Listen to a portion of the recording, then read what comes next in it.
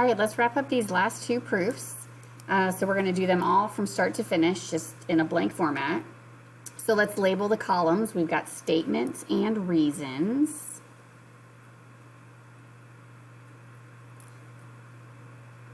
Statements and reasons. And I'm going to go ahead and just write the two givens out in statement 1. As you continue to get more comfortable with proofs, sometimes people like to separate the givens because they like to write one given and think about what thoughts are created off that given. And then they like to write the second given when it's needed in the proof. It's really personal preference, but as we're beginning, I will just put them toward the top. So P is parallel to R. Angle 1 is congruent to angle 3, and that is given. So I like to label the parallel lines. So P and R. Maybe I'll switch colors here. So I'm going to put that little arrowhead on it, or you can write one of those little colored in triangle there. So when I see parallel lines, I instantly want to start thinking, okay, so that means corresponding angles are equal. That means alternate interior angles are equal. That means corresponding angles are equal. Or I already said that. Alternate exterior angles. It also means consecutive interior or supplementary. But I'm going to usually leave that one for the last thought because oftentimes it's easier to work with the congruent angles first. Okay, so let's look for something on here that is true based on this. All right, so P and R, I'm going to look at M as a transversal and look at 2 and 3. Those are alternate exterior angles, and so because the lines are parallel, I know they're equal. So that's what I'm going to write down next. So line 2, what I noticed is that angle 2 is congruent to angle 3, and that is because of these are called alternate exterior, so it's the alternate exterior angles theorem. Alternate exterior angles theorem.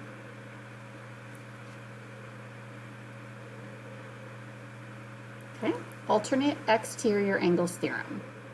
So remember the theorem, now that we have learned converses, the theorem is what makes the angles equal. The converse is used when we're trying to show lines are parallel. So if you look at this, what we're trying to prove, we're probably going to have a converse here at the very end.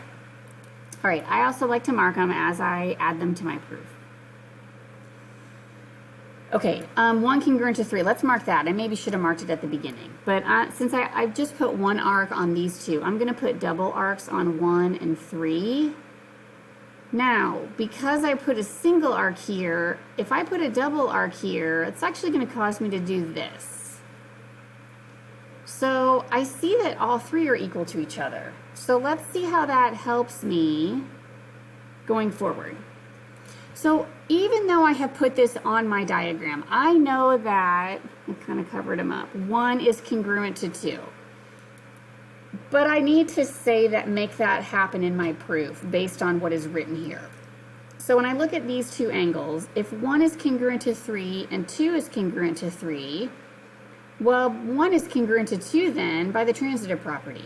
So if I kind of switch it around and read it in a different order, if 1 equals 2, if 1 equals 3 and 3 equals 2, then 1 equals 2.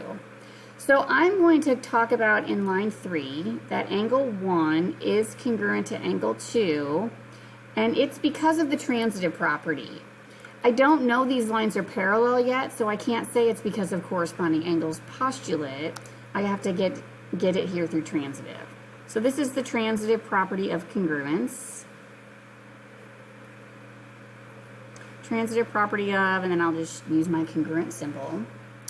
So now that I have gotten this to say 1 congruent to 2, now I can look at the picture. I'm trying to get L parallel to M. Now I can say, well look, 1 and 2 are corresponding, and since I said here that they're congruent, then the converse is what makes my lines parallel. So I'm ready to finish my proof. I'm ready to bring my L is parallel to M, and it's by the corresponding angles converse. So L is parallel to M, corresponding angles converse.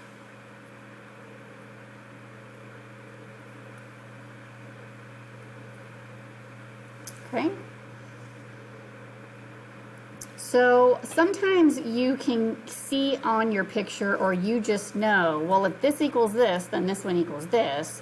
But we have to get it into our proof in one of these proven manners, a property, a theorem, or a postulate, something like that. Okay, we do have a theorem here that should hopefully fit in well with what we've already talked about with transitive. So it's called the transitive property of parallel lines. So it says if two lines are parallel to the same line, then they're parallel to each other. So this is basically saying if P is parallel to Q and Q is parallel to R, well then P is parallel to R. So it's the transitive property applying to parallel lines. So I think we'll see that show up in this proof here. All right, well, let's look at this one. We've got two givens. So again, I will go ahead and put them in line 1. So let's label, we've got our statements and reasons. And then I'm going to write out my two givens. Angle 1 is congruent to angle 4, and then angle 3 and angle 4 are supplementary.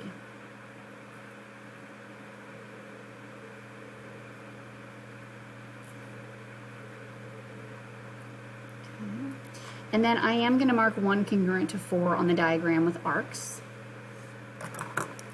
Angle 1 and 4. Now I don't have a way to mark supplementary. I'm just going to have to keep that in the back of my mind to see if I can use that. Okay, so I'm going to start with 1 congruent to 4. Does that give me anything else I can write down? So ignore line M in the middle. 1 and 4 are alternate interior angles based on N and L.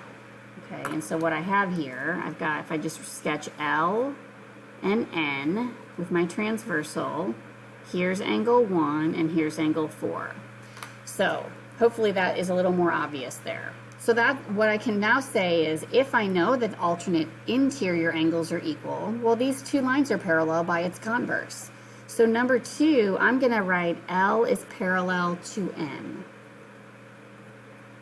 And then my reason is the converse, and the name of the converse is the name of these angles. So it's the alternate interior angles converse.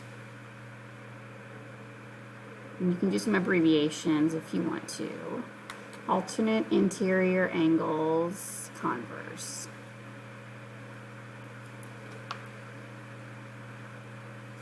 Okay. Now I'm trying to get, I've got L parallel to N. I'm trying to get L parallel to M. So I'm kind of done with 1 congruent to 4. Now let's use 3 and 4 being supplementary to find something else I know is true to write for line 3. Okay, so if 3 and 4 are supplementary, okay, these are consecutive interior angles. So if I have supplementary angles and they're consecutive interior, that forces these lines to be parallel by the converse. So I can write another set of parallel lines down here. So now I can write M is parallel to N. And it's because of the consecutive interior angles converse. I may have just said corresponding, I'm not sure. But these are consecutive interior, so that's the name of the rule. So consecutive interior angles converse.